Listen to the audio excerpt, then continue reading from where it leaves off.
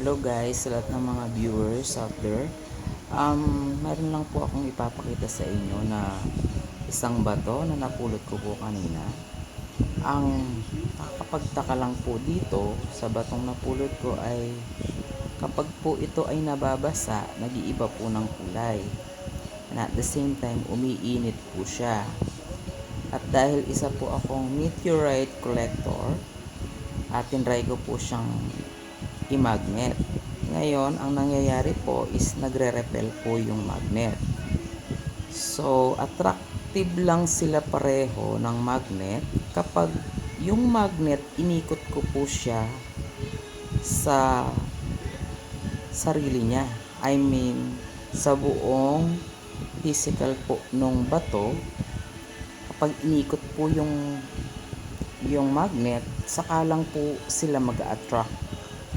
Pero kapag ini-reverse po natin yung pag-ikot ng magnet, nagre-repel po yung magnet or humihiwalay po yung phase niya, yung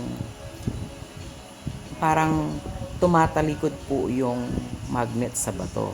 So ito po yung bato guys. Ito po siya.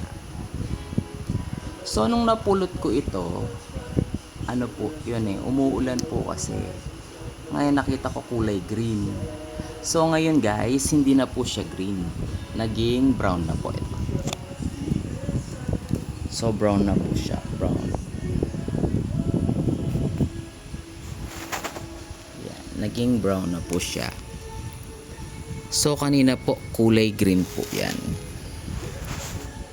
Yan, kulay green po kanina ito. At kapag nababasa po siya, nagiinit po siya. Yan. At pag nababasa, nag-iiba rin po ng kulay. So guys, tulungan nyo ako kung anong klase pong bato ito. Maraming salamat po.